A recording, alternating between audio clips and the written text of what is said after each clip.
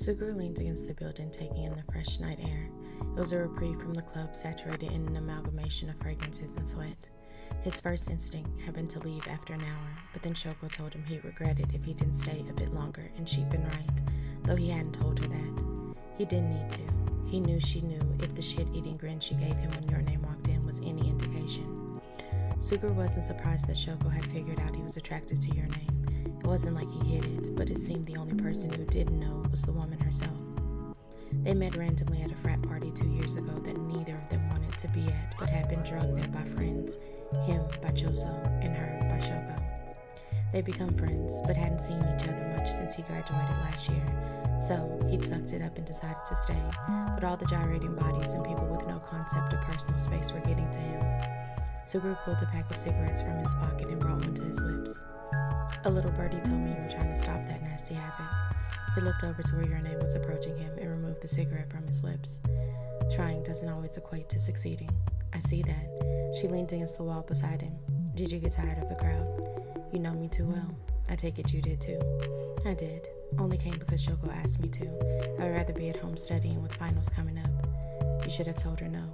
He brought the cigarette back to his lips and pulled his lighter out. Before he could light it, she plucked it from between his lips.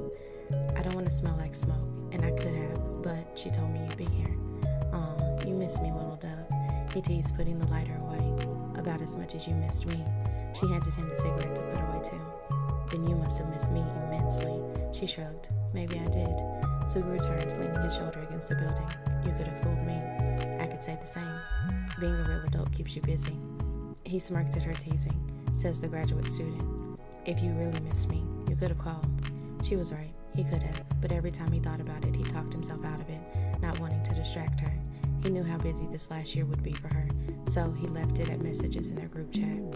"The phone works both ways, little dove." "You're right, it does. I guess we're both terrible friends." "I wouldn't say terrible. We made time tonight. We're both here because Shoko told us the other one was coming." "True, so maybe not terrible, but definitely not the best. Though I'm probably better than you," she teased. Suguru chuckled. "You might be. I'm also a far better boyfriend than I am a friend." Deep doe eyes locked with his. "Quite the confidence, but I believe you. I'm sure some lucky woman will get to see it. The woman I want to show it to is you." He was done putting out hints and feelers, done holding himself back from outright saying it because he'd been trying to let her focus with no distractions, but finals were around the corner, and while he'd still wait for her to graduate if that was what she needed, he wanted her to know. Freaking Shoko. She shook her head with a playful smile. "What about her?" "She told me that my attraction wasn't one-sided, but you know how she reads into things sometimes, so I thought that was what she was doing. That and the fact that you and Manami were always together. I figured you were dating. By that logic, I could say the same about you and Ibra. Manami and I happened to be in the same program. We had classes together. We spent far less time together than the two of you. You sure about that because you spent every minute on campus together? Were you jealous?" He smirked as she puffed her cheeks out and glared at him before shrugging. "No, not really." He tipped her chin up. So what?